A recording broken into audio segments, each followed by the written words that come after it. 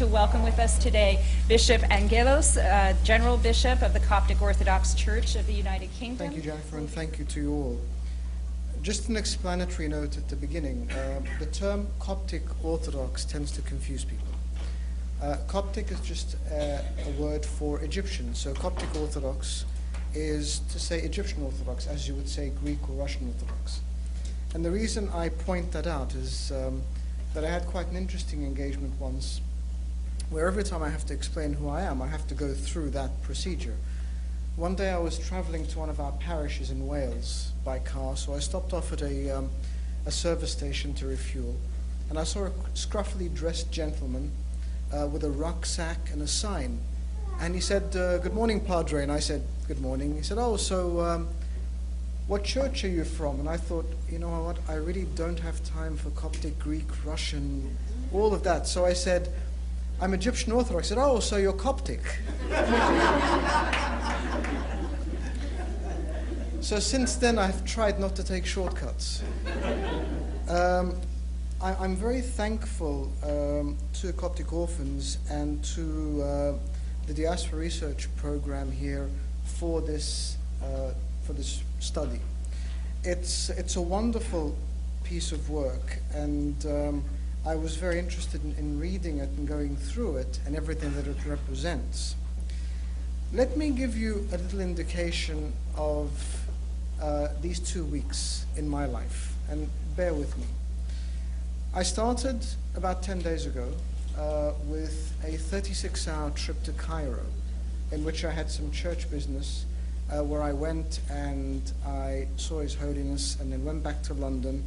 I landed at about 11 o'clock at night, and the following morning traveled up to one of our monastic communities in the north of England to assist one of our bishops there, who is quite ill at the moment, in the consecration of a monk. After which I drove down to London and attended a memorial service with our Armenian Orthodox brethren in their church, and then went and had dinner and bowling with some of our youth who were there celebrating the birthday of one of our more active youth workers. The following day I had a very full day of pastoral service at our church, after which on the Monday I traveled to London and spent 2 days attending the General Synod of the Church of England. In the middle of which, one evening, I had a meeting with a wonderful group of youth servants who are going to be a steering group to an exciting new ministry we're starting, and then tried to get on a plane to come here in time. Obviously had a cancelled flight due to technical fault, and now I'm here. Why am I saying this to you? I'm saying this because this is indicative of the church. It is a church that engages, and it engages at every level in the life of its parishioners and its people. We engage at the pastoral, at the official, and at the area in which most is needed at the moment in Egypt and abroad, and that is assisting people in particular. Let me share one verse with you very quickly, and that comes from the Gospel of St. Luke. "Preach the good news to the poor, proclaim release to the captives, recovering sight to the blind, setting liberty to those who are oppressed." These are the words that exemplified the ministry of our Lord Jesus Christ. And as His disciples and as His followers and as His ambassadors, we seek to do exactly the same now.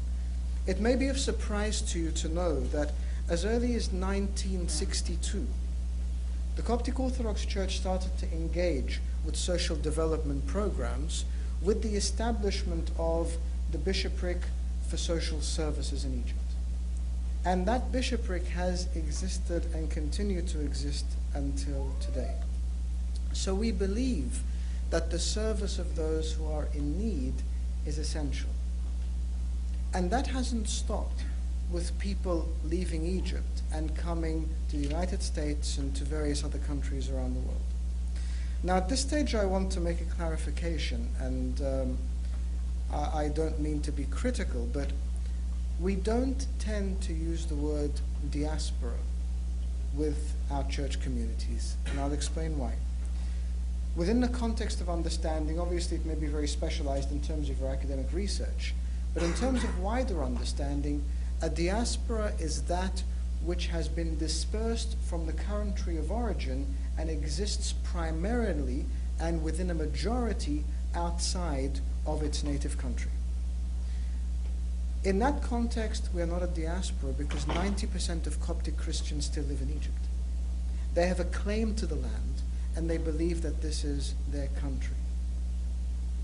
Not only because of holding on to a land, but because they are an indigenous people who have been there since the 1st century as a church, bearing in mind that the Coptic Christians are direct descendants of the pharaonic civilization of Egypt.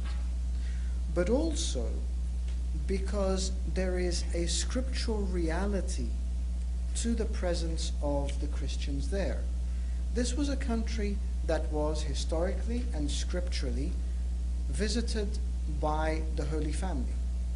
And there are sites through Egypt until now that are well known through our own oral tradition as being places that were visited by the Holy Family. Secondly, there is a very clear promise in the book of Isaiah, chapter 19, of the presence of people of God in Egypt and a blessing upon that land. That blessing, and I hasten to add, we do not believe to be just a blessing upon Christians, but it is upon the people of Egypt.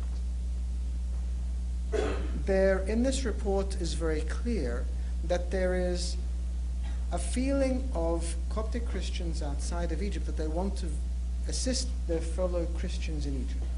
And that only comes not from a meaning of segregation or not wanting to engage or an enmity, but it comes from mismanagement of a country through a regime that continued to drive a wedge between communities and continued to place a feeling within people's hearts and within the reality of the life of Egypt that there was a discrepancy, that there was inequality. And that segregation then made people feel that if there is money going in from other sources to fund non-Christians, then we must help Christians.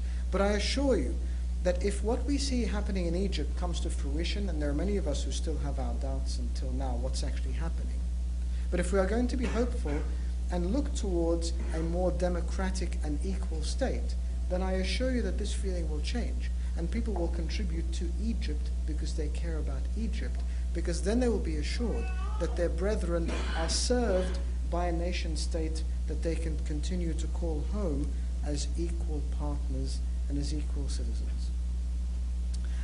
I was very happy to read the outcome of the report, that the church does hold this place in which it becomes a connection between the people and between Egypt.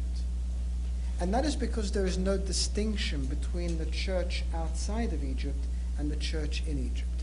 I know here in the United States there is a presence of a body like the Orthodox Church of America, the OCA, and that is distinct from something like the Russian Orthodox Church in homeland Russia.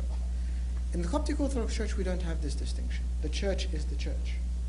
The church is a unified body of Christ with its integral members, not only throughout Egypt, but throughout the world.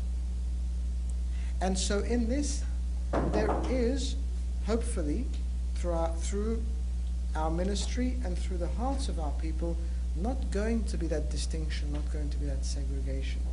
So we're not looking towards a separate state one day, or a separate church that does not engage with Egypt. Egypt and her people are always going to be important in the hearts of Coptic Christians outside of Egypt. They have a connection with their brethren there, their families there, and I'll give you a different expression, that here in the United States there is a migration policy.